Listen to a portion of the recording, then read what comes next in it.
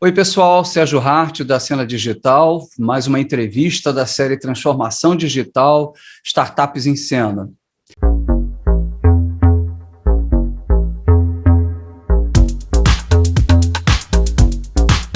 Hoje eu vou conversar com o Chandra De Keyser, que é o fundador e CEO da Moodme, que é uma startup mega interessante. Chandra, muito prazer em ter você aqui conosco.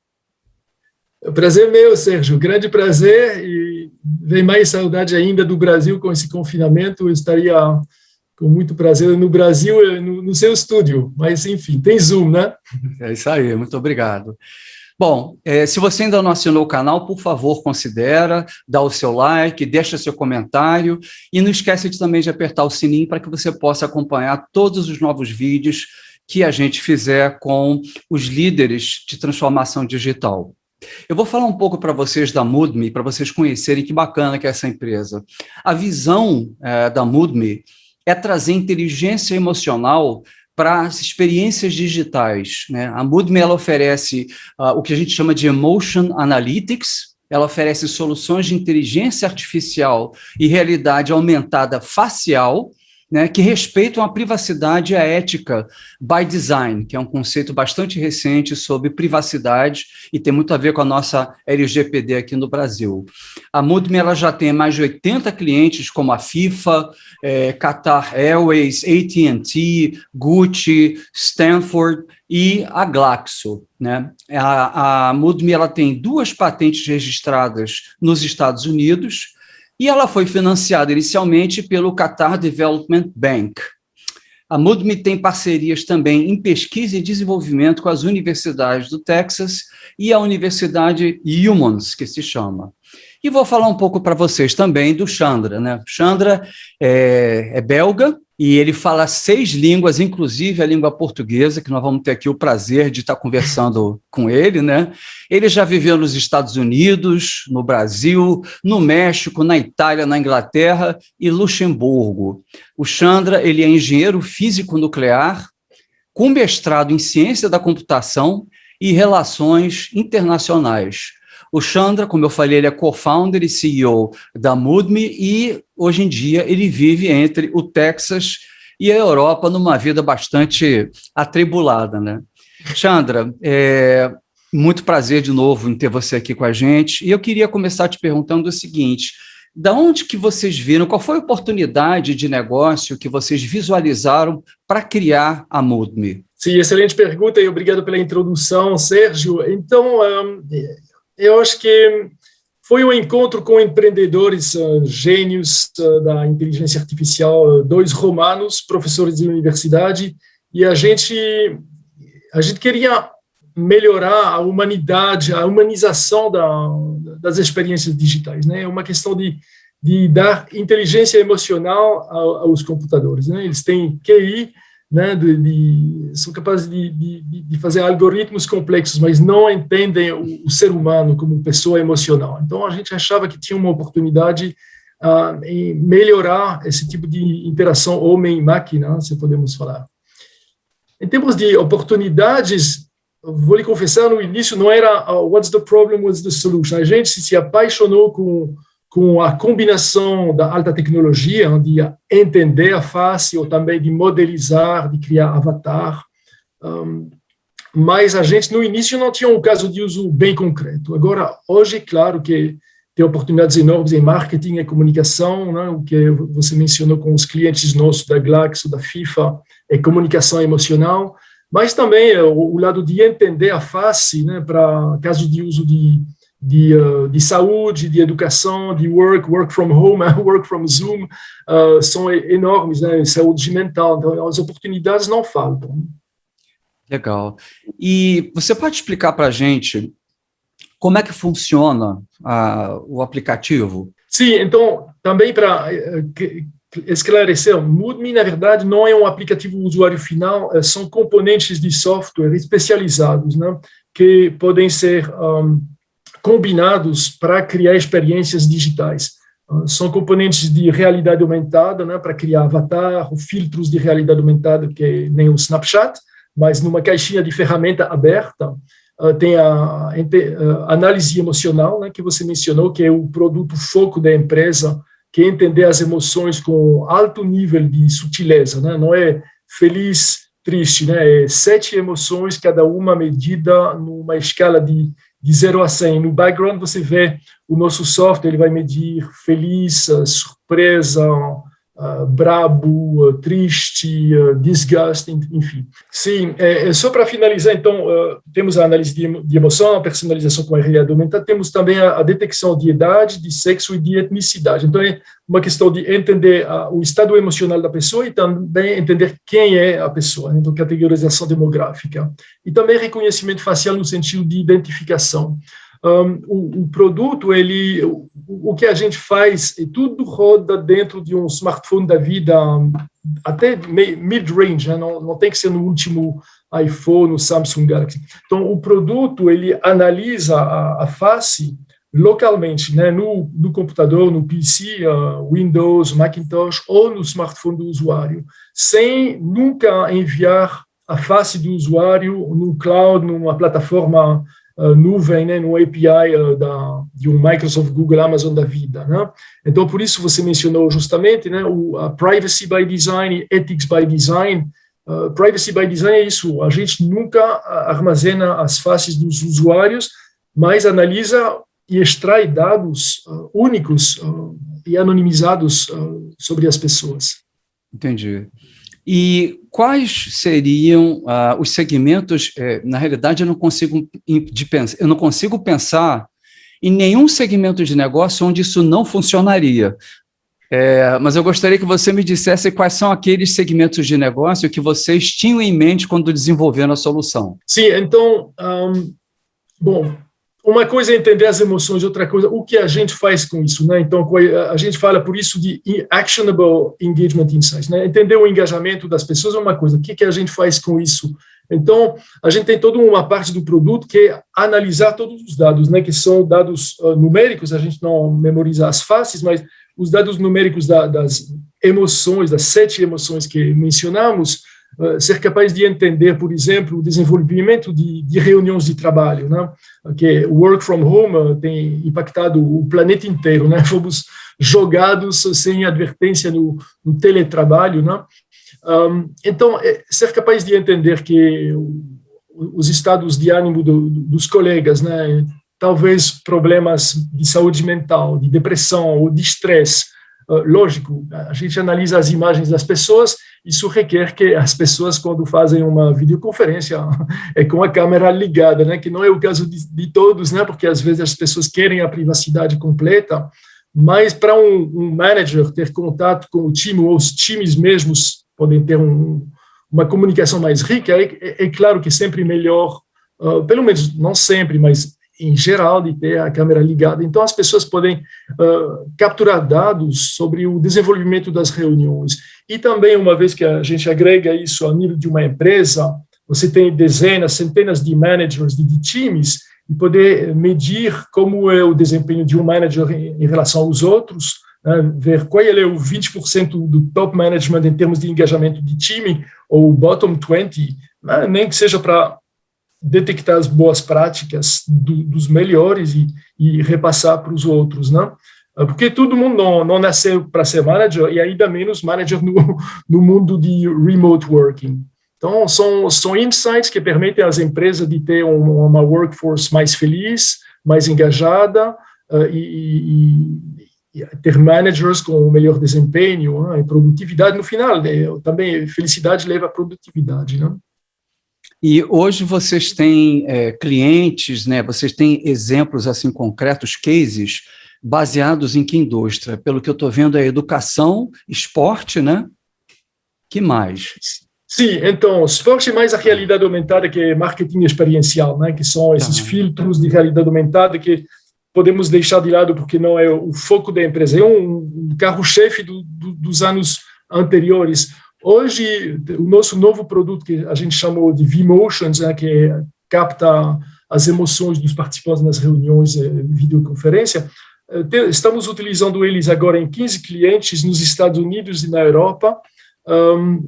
Os tipos de empresas são universidades, né, a UMons, a Universidade de Mons, na Bélgica, e na Georgia State University, também estamos com a Texas A&M, são usuários para cenários de e-learning, né, de classes de algumas dezenas, não centenas, mas algumas dezenas de estudantes, então mais aulas de mestrado, e também empresas de treinamento, temos várias, acho que 8 ou 10 empresas de treinamento, de coaching, estão usando o software para poder medir de maneira objetiva o desempenho dos coaches, como está sendo o desempenho dos coaches com os clientes deles.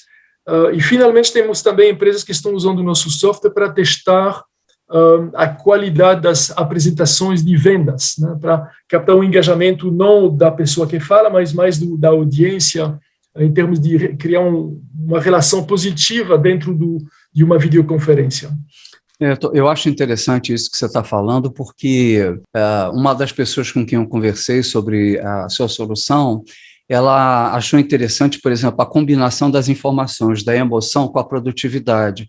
Então, por exemplo, se você está numa reunião de acompanhamento de projeto e você vê que a equipe está sendo produtiva, porém está muito estressada, isso significa que é um risco de burnout dessa equipe. Então, eu acho que o vMotion pode ajudar justamente numa detecção preventiva de que alguma coisa pode acontecer, mesmo que os dados de produtividade estejam indo bem. Então, eu queria só chamar a atenção do pessoal que está assistindo a gente, que essa é uma ferramenta que eu fiz questão de entrevistar, não é uma ferramenta brasileira, mas eu achei tão interessante, mas tão interessante pelo potencial dela, que eu resolvi compartilhar com vocês. Você tem áreas de negócio que você visualize, fora essas que você falou, que você acha que no futuro também podem estar utilizando o vMotion? Sim, com certeza. Estamos começando, então, em termos de ready to go to the market, a gente está no work from home, esses cenários de transformação digital de empresas que estão adoptando work from home, e os cenários de educação, de vendas. A temática da saúde também é muito importante e requer, na nossa opinião, de aprofundizar alguns aspectos de entender as emoções. Estamos com um financiamento substancial para nós, que somos ainda uma startup de $1 milhão de financiamento para detecção de emoções, e temos ainda em roadmap para este ano o entendimento de microexpressões e de mais sutileza ainda nas expressões faciais. E os cenários de encontro paciente-médico, né, consultas médicas ou com psicólogo, e, na verdade, coaching é um pouco por aí. Essas reuniões face-to-face nas videoconferências hoje, e que vão continuar, né, depois do Covid, as pessoas se habituaram porque foram forçadas, mas essa coisa de encontrar o médico. Então, tem muitas plataformas de patient doctor. Então, acho que a temática da saúde, para ter dados objetivos, porque, lógico, somos seres emocionais, né? Eu estou olhando para você, você está olhando para mim, estamos analisando as emoções de cada pessoa, você vê as duas pessoas por trás de mim sorridendo e tudo. A gente analisa as emoções das pessoas o tempo todo. Só que, número um, a nossa análise das emoções dos outros depende do nosso próprio estado emocional. Se a gente pegou um trânsito infernal, vamos julgar as pessoas com, talvez, de maneira diferente. Então, aqui temos algoritmos objetivos que estão só dando informações objetivas, né? Porque, na verdade, a gente não está medindo isso, a gente não está memorizando um oceano de dados que a gente não está medindo. Ninguém está usando os dados de emoções na empresa, né? Do engajamento. Não tem métricas. Tem Microsoft que tem um Workplace Analytics, que é baseada na quantidade de e-mail ou de calendar entry ou de MS Team Meeting que você tem. Eles são dados quantitativos, que são interessantes, porém, são quantitativos, não podem dizer nada a respeito da qualidade de uma reunião. São dados, não são dados emocionais como o que você consegue obter. Sim, é um novo Big Data, né? O Big Data das emoções. E no mundo de marketing, eu acho que também tem uma fronteira nova, né? O ano retrasado, a gente ganhou um prêmio na França, que é o Trophée des Apps, o troféu das aplicações, no segmento AdTech, Porque, na verdade, as publicidades, né? Hoje você tem $1 bilhão por dia de publicidade no mobile. Né? Mais ou menos tem 2 bilhões de publicidade por dia no mundo, né? Pré-Covid, mas eu acho que deve ter aumentado, né? São os dados com o crescimento na casa de 10% o compound annual growth, 1 bilhão de publicidade por dia no mobile, aqui dentro, né? Aí é Facebook, é Google e alguns outros que estão monetizando super bem, porque eles têm muitos dados sobre você, quem você é, política, vai na praia, gosta de show, sabem tudo de você, mas não sabem nada do seu estado emocional naquele momento. Tem momento que eu estou disposto a receber uma publicidade de um Shop Brahma e tem momentos que não quero nem saber. E então, esse estado como se chama? Instantâneo emocional, ninguém sabe nada e a publicidade pode vir no momento certo ou no momento errado. Eles trabalham às cegas, os marqueteiros. Esse $1 bilhão por dia, ele está, não digo jogado à toa, né? Porque eles repetem tanto a mensagem que às vezes... Mas essa targetização das publicidades com o retorno emocional é um mercado gigantesco. Agora, as pessoas não vão aceitar de compartilhar esses dados? Ou será que finalmente os gigantes de social media vão remunerar as pessoas para aceitarem de compartilhar esses dados? Mas, na minha opinião, tem muito que fazer na melhoria do targeting de publicidade em função do estado emocional da pessoa. Eu acho que, na pior das hipóteses, isso vai ajudar na personalização das mensagens, porque agora você vai entregar mensagem não mais conforme apenas a localização geográfica, mas conforme o momento emocional da pessoa, independentemente do local que ela esteja, né? E é verdade, eu acho que para a pessoa absorver uma propaganda positivamente, independe se ela está passando perto da loja ou não, ela tem que estar emocionalmente disposta a receber propaganda, né? Se ela não tiver, ela pode estar onde quer que seja, não vai interessar, né? Então, acho que isso é bastante interessante, o que você está falando. Agora, fala um pouco de vocês, como é que vocês começaram esse processo? Você já deu, né, uma introdução, né, que eram pessoas interessadas, etc. Quem são os fundadores hoje em dia? É só você que é o founder? Tem mais outros? Como é que... Sim, tem os italianos, professores de universidade, né? Tem um que nos deixou metade do caminho, que a gente continua amigos, mas não faz parte mais da aventura, e o outro que é o CTO da empresa, que toca todas as temáticas de tecnologia e de pesquisa e desenvolvimento. Então, é um time de 2 pessoas como co-founders, e um time muito unido, de 15 pessoas. Temos uma nova CMO, Chief Marketing de Silicon Valley, uma mulher que traz um talento fantástico, que acabou de entrar. Temos 2 pessoas em Business Development no Texas já, e temos um time de gênios em inteligência artificial, em Embedded System, que já trabalharam para Intel, para European Space Agency. Então, talentos de engineering e de Artificial Intelligence realmente world class, que sempre respeitamos no estilo de vida deles. Então, na verdade, a gente trabalha remotamente desde o primeiro dia, não precisamos do Covid. Eu tenho colegas que moram em Cipros, em Mosca, em Tel Aviv, e muitos em Roma, porque os fundadores são de Roma. Então, temos um time um pouco espalhado e cada um trabalha de maneira muito positiva remotamente. Então, time que está crescendo, a gente está acelerando o crescimento. Na verdade, o Covid precipitou as pessoas nas videoconferências, então, para nós tem sido, na verdade, uma oportunidade de desenvolver um novo sistema de captação desses dados emocionais. Perfeito. O que eu entendo também é o seguinte: se eu sou um CIO, né, ou se eu vou tomar uma decisão de aquisição corporativa do Vmotion, eu iria perguntar para você o seguinte: como é que a sua ferramenta ela se integra com outros sistemas? Sim, o nosso produto, então, o Vmotion, ele roda em PC Windows, e em abril vamos ter uma release para Macintosh.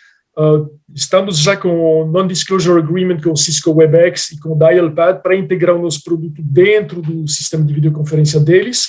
Com a Zoom também temos conversa boa. Na verdade, eles estão abrindo o Zoom App Store. Então, na verdade, vai ser como o Google Play ou o Apple Store, um third-party developer pode desenvolver uma aplicação, basta que atenda às regras do Zoom App Store, que já foram comunicadas a nós. Então, estamos preparando uma Zoom App. Então, qualquer um que usa um Zoom, como nós hoje, vai poder clicar num botão e ativar a função Mood.me de detecção de emoção.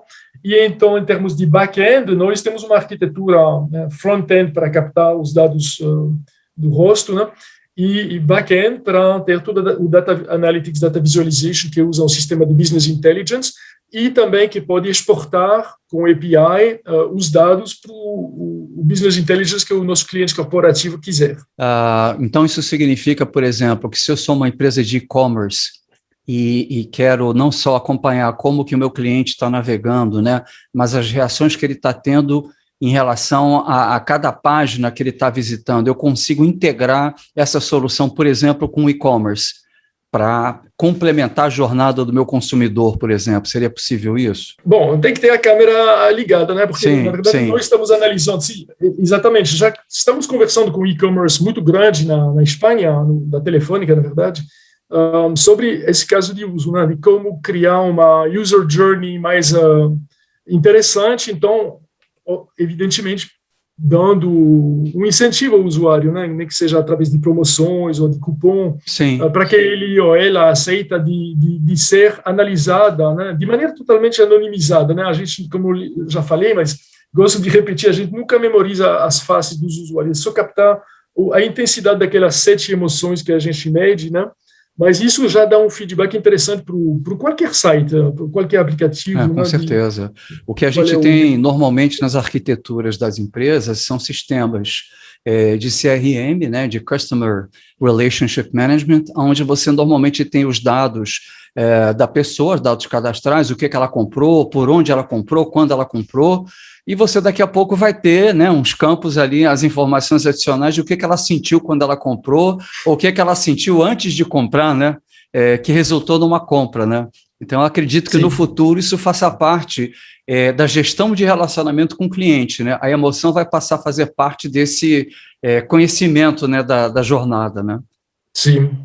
Eu estava lendo uma matéria da CB Insights, a palavra que eles usam é Emotion Economy. Acho que é uma palavra que tem todo o sentido, porque, na verdade, a gente gosta sempre de falar data-driven decision, mas as grandes decisões da nossa vida, né, que seja casar, comprar uma casa, um carro, são decisões principalmente emocionais, né? Depois a gente racionaliza, mas somos seres emocionais, né?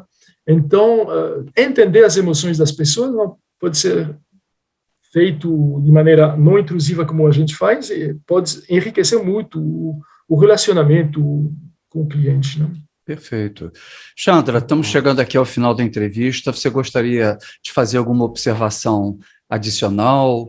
Talvez eu queria comentar uma coisa, porque estamos nos mudando para o Texas, né? Então, a gente acabou de ser aceita no Capital Factory, que é um Investor Accelerator do Texas, que é um estado em crescimento fenomenal. Vamos abrir o capital da empresa em breve, não na bolsa, mas um fundraising. E falando de Texas, a inteligência artificial, sobretudo na parte de análise facial, tem sido um Far West, no sentido negativo, né?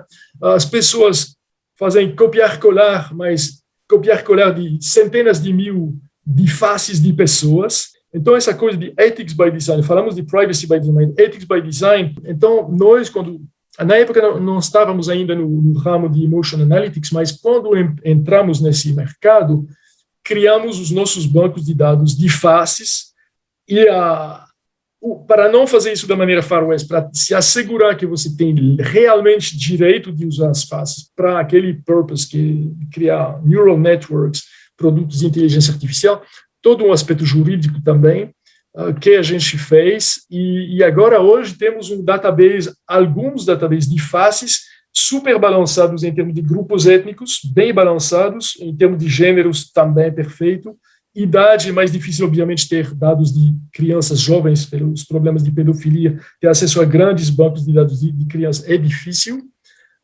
Tem sido um Far West, continua sendo, na minha opinião. Então a nossa marca registrada é exatamente isso, é AI with Privacy and Ethics by Design, e a gente considera que está na hora de trabalhar de maneira muito mais ética no ramo de inteligência artificial. Então, isso, eu acho que queria encerrar com isso.